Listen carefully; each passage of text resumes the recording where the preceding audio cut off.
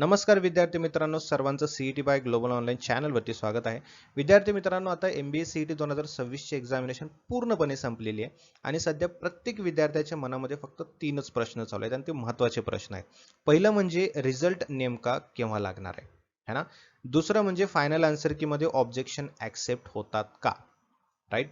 आणि तिसरा आणि सगळ्यात महत्त्वाचा प्रश्न म्हणजे पर्सेंटाईलवर त्याचा किती फरक पडू शकतो. म्हणजे तुम्ही ऑब्जेक्शन दिलं है ना, ऑब्जेक्शन दिल्यानंतर तो जर ऍक्सेप्ट झाला तर त्यामध्ये स्कोर वरती फरक पडतो की पर्सेंटाईल वरती फरक पडतो, हे प्रश्न सर्व विद्यार्थ्यांच्या मनामध्ये चालू आहे.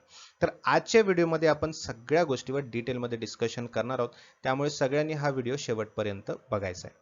चला तर सगळ्यात आधी आपण बोलू रिझल्ट डेट बद्दल. ठीक आहे, बघा विद्यार्थी मित्रांनो, जर आपण मागच्या काही वर्षाचा ट्रेंड पाहिला तर MBA सीईटी एक्झाम जी आहे ती झाल्यानंतर जवळपास 20 ते 35 दिवसामध्ये रिझल्ट जो आहे तो येत असतो, लागत असतो, जाहीर केला जातो. ठीक आहे, बट आता यावर्षी काय झालेलं आहे, एक्झाम ही मल्टिपल शिफ्ट मध्ये झालेली आहे, मल्टिपल शिफ्ट मध्ये घेण्यात आली होती, बरोबर आहे.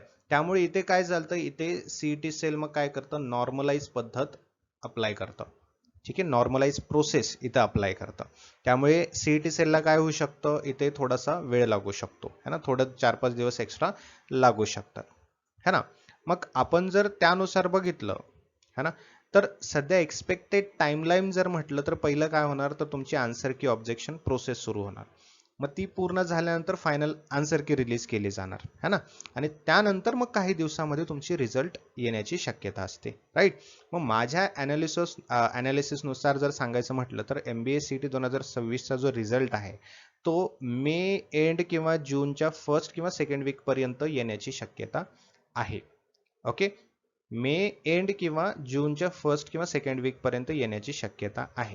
ठीक आहे, बट एक गोष्ट लक्षात ठेवा, ही जी डेट मी तुम्हाला सांगतो ही एक्सपेक्टेड डेट आहे, ही फायनल हीच असणार आहे असं नाहीये, एक्सपेक्टेड डेट आहे ही गृहीत धरून चला. ठीक आहे, पुढचा पॉईंट आहे फायनल आन्सर की अँड ऑब्जेक्शन. ठीक आहे, म्हणजे आता खूप सारे स्टुडंट असे आहेत जे की विचारतात फायनल आन्सर की मध्ये चेंजेस होतात का, तर उत्तर द्यायचं आहे येस, फायनल आन्सर की मध्ये चेंजेस होतात. ओके, बघा काय होतं की दरवर्षी काही ना काही क्वेश्चन्स मध्ये करेक्शन होतच असतात, है ना, कारण विद्यार्थी जसं की for example logical reasoning, abstract reasoning, quantitative असे क्वेश्चन्स असतात, याच्यामध्ये अंडर डिस्कशन होतं, म्हणजेच याच्यावरती स्टुडंट काय करतात, ऑब्जेक्शन रेज करत असतात. करेक्ट. मग जर एखादा ऑब्जेक्शन ऍक्सेप्ट झाला, है ना, म्हणजेच ऍक्सेप्ट कधी होतं, सीईटी सेल काय करतं, जे काही ऑब्जेक्शन्स आले ते व्यवस्थितपणे क्वेश्चन्स व्हेरीफाय करतात, है ना, सब्जेक्ट एक्सपर्ट करून व्हेरीफाय केलं जातं, आणि ते ऍक्सेप्ट जर झालं तर एकतर तो क्वेश्चन जो आहे तो ड्रॉप केला जातो. ठीक आहे, दुसऱ्या ऑप्शन मध्ये त्याला ग्रेस मार्क दिले जाऊ शकतात, तुम्हाला ग्रेस मार्क्स पण मिळू शकतात, किंवा आन्सर जो आहे तो आन्सरच डायरेक्टली चेंज केला जाऊ शकतो, हे पॉसिबिलिटी आहेत. ठीक आहे, म्हणून फायनल आन्सर की जे आहे ते अत्यंत महत्वाचे असते, फायनल आन्सर की सगळ्यात महत्वाची असते. आता एक महत्वाची गोष्ट समजून घ्या, तुम्ही ऑब्जेक्शन टाकला म्हणून तो ऍक्सेप्ट होईलच असं नाही. ठीक आहे, ऑब्जेक्शन टाकला म्हणजे तो ऍक्सेप्ट झालाच आहे असं गृहीत धरणं चुकीचं आहे, है ना. सीईटी सेल काय करतं, सब्जेक्ट एक्सपर्ट कडून व्हेरीफाय करत असतं आणि मगच फायनल डिसिजन घेत असतं, है ना. त्यामुळे सोशल मीडियावर वगैरे काही न्यूज येत असते, काही चालणाऱ्या गोष्टी आहेत, क्लेम केले जातात, है ना, त्यावर पूर्णपणे विश्वास ठेवायचा नाही. सीईटी सेल एक्सपर्ट्स कडून व्हेरीफाय करतं आणि नंतर मग या सर्व गोष्टी होत असतात. ठीक आहे, पुढे बघा पर्सेंटाईल इम्पॅक्ट अनालिसिस म्हणजे काय, आता पर्सेंटाईलवर किती इम्पॅक्ट पडू शकतो हे पाहू आपण. ठीक आहे, बघा समजा तुमचे 2 क्वेश्चन रॉंग आलेले आहेत, है ना, 2 क्वेश्चन्स रॉंग वरून करेक्ट झालेले आहेत. ठीक आहे, रॉंग झालेत नाही, 2 क्वेश्चन्स रॉंग वरून करेक्ट झालेत, तर रॉ स्कोर मध्ये इन्क्रीज होईल. तुमचा जो रॉ स्कोर आहे, है ना, 100, 120, 130 जो रॉ स्कोर आहे तुमचा तो इन्क्रीज होईल. ओके, फॉर एक्झाम्पल समजा की तुम्हाला 100 मार्क पडलेत, ओके, आणि तुमचे चुकलेले मार्क्स हे 2 क्वेश्चन्स रॉंग होते ते करेक्ट झालेत, म्हणजे तुमचे 4 मार्क्स वाढले, मग तुमचे 104 होतात. अलग का लक्षात, 104 तुमचा स्कोर होईल.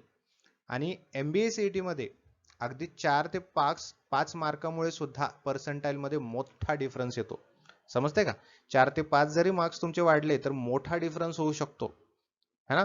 बघा विशेषतः काय होतं, 95 पर्सेंटाईलच्या वर कॉम्पिटिशन सगळ्यात जास्त असतं, है ना, कॉम्पिटिशन खूप टाईट असतं, 95 100च्या वरती कॉम्पिटिशन टाईट असतं. ठीक आहे, मग एक जरी मार्क तुमचा कमी जास्त झाला तर त्याचा मोठा फरक पडू शकतो. आलं लक्षात? मोठा फरक पडत असतो. म्हणून फायनल आन्सर की रिलीज होईपर्यंत एक्झॅक्ट पर्सेंटाईल प्रेडिक्ट करणं थोडंसं कठीण होऊन जातं. ठीक आहे, समजलं? बघा इथे पॉईंट आहे तसे 95% अबोव तुम्हाला हाय कॉम्पिटिशन असतं. रॉ स्कोअरमध्ये तुमचा ॲडिशन होत असतं है ना. आणि जेव्हा नॉर्मलाइज होतं तेव्हाच याचं खरा मेन रोल आहे. जेव्हा नॉर्मलाइज होतं फायनल आन्सर की येते तेव्हा सर्व गोष्टी क्लिअर होतात. ओके, आता बघा काही सेशन्स मी यावर पण घेतलेले आहेत की बाबांनो किती मार्क्स पडले तर किती पर्सेंटाईल होतात, बरोबर आहे की नाही. जे टॉप कॉलेजेस आहेत जसं की JBIMS आहे, सिमश्री कॉलेज आहे, पुंबा कॉलेज आहे, यांचा कट ऑफ कसा असतो तुम्हाला हे मी सांगितलेलं आहे. 140 145 प्लस तुम्हाला स्कोअर आणावा लागतो. ओके, मग तुम्हाला सेफ राहण्यासाठी म्हटलं तर तुम्हाला 145 प्लस स्कोअर असेल तर तुम्ही व्हेरी सेफ झोनमध्ये आहात. सेफ झोनमध्ये आहात. तुम्हाला आता चांगल्या कॉलेजमध्ये पण ऍडमिशन घेता येऊ शकतं है ना. तुम्ही सेफ आहात, तुम्हाला ऍडमिशन मिळणारच आहे. अलग लक्षात, हे तुम्ही गृहीत धरा. एक्झॅक्ट प्रेडिक्शन नाही पण ट्रेंड बेसिस अनालिसिसवर मी तुम्हाला सांगतोय. ओके, 145 प्लस स्कोअर असेल तर व्हेरी सेफ झोनमध्ये आहात तुम्ही. 120 प्लस स्कोअर असेल तर स्ट्रॉंग पर्सेंटाईल चान्सेस आहेत. ओके, चांगल्या कॉलेजमध्ये मिळू शकतं. आणि 100 प्लस आहे तर गुड कॉलेज पॉसिबिलिटी आहे. कॉलेजेस आहेत, चांगले चांगले कॉलेजेस आहेत. टॉप कॉलेजमध्ये नाही तर नाही पण चांगल्या कॉलेजमध्ये तर तुम्हाला नक्की ऍडमिशन मिळणारच. ओके, आणि फायनल रिझल्ट डिपेंड आहे तुमच्या नॉर्मलायझेशनवर. म्हणजे याचा अर्थ काय की जो मेन पिक्चर आहे है ना, जो फायनल पिक्चर आहे तो रिझल्ट आल्यानंतरच क्लिअर होतो. ठीक आहे, आता काही स्टुडंट टेन्शनमध्ये आहेत का, कारण पेपर काही शिफ्ट्समध्ये झालेला आहे है ना, आणि शिफ्टमध्ये डिफिकल्ट गेलेला आहे आणि काही शिफ्टमध्ये मॉडरेट होता.